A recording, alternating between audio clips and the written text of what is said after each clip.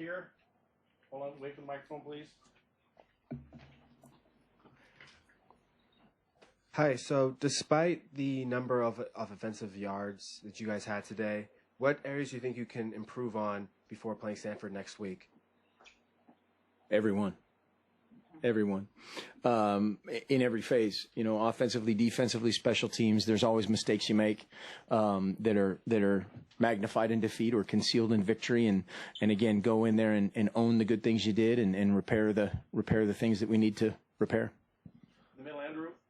Coach, what was the defensive adjustment after those first 10 points Cal put up? I mean, you guys had, I think, like 4 consecutive stops, 4 punts, and then your offense really, took that and scored off of it. Yeah, started complementing one another much better. Obviously, the block punt is a huge game-changing type of deal that they rallied back from, which is encouraging. That was one thing that we talked about in the locker room after the game is despite all the things that we did to kick ourselves in the gut, we never flinched, and that's a good thing. You don't want to be tested in that way, but how they responded was good. I think, tackled better, fit the run better, made plays on the ball in the secondary better, and that's kind of, what they feed off of them being Cal, just as far as the run game and the quick passing game, the crossing routes, disrupting those and making some plays on deep balls. Back right, wing back. Coach, can you talk about how the offensive line not only gave Vernon Adams a lot of time to throw, but they also opened up a lot of holes for all the running backs on the roster? Yeah, I thought they played really well tonight. That was one thing coming into it in some of their situational stuff. We thought they would be in a 3-man rush, and when they did, he was back there and had a ton of time. That one long play down the left sideline to Darren. I mean, he was back there. I mean, just like 7 on 7, and he did a great job of distributing. Sometimes those guys have a tendency when it's a 3-man rush, every offensive line, not necessarily us, but just to kind of, relax. And we didn't do that. And we really challenged them to run the ball better this week and cleaner. And they did that to a very good degree. Right here, Jay, to the right. How would you grade the play of the secondary? I mean, was this one of their better games of the season overall, or what do you think? I hope so. When we watch the film, there's, it's always one of those things, the result and holding a team like that and a player of Jared's caliber, the receivers around him, the tailbacks that they have, I think the blink view of that could be yes.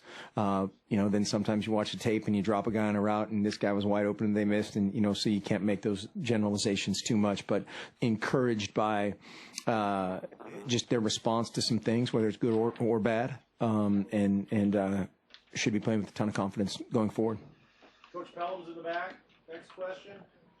Any more? Right here on the right, Tyson. Mark, you guys have had, a couple different, I think it was Colorado when Coach Pelham decided to, come down on the sidelines. He stuck down there. This game, Coach Neal comes upstairs. Just what's it change on the sideline? This is something you guys plan for, but just what's the difference for you personally when you have kind of coaches in different areas? Well, for me personally, not much. When I'm on the headset with the defense, it's, I'm just on the headset, and that's where most of that takes place. I think their ability to communicate to each other and then to the players is obviously what's most important. And DP can get everybody together. Certainly the back end, the linebackers and the secondary, he was getting with today and communicating what needs to be communicated. Ron taking the defensive line and getting those guys dialed in. And then having Chins and John upstairs, I think that there was a good back and forth of, seeing everything exactly how it needs to be seen. That's one of the hardest things that sounds easy, but it's really hard to get a player to come off the field and be able to tell you exactly what happened. And sometimes you can't get exactly what you need from the guys upstairs. And that's an ongoing thing, in every phase, not just on defense. And, there's some personnel changes. So we're talking about that, but, the end game is again, just identification, communication, and then getting that communicated to the players.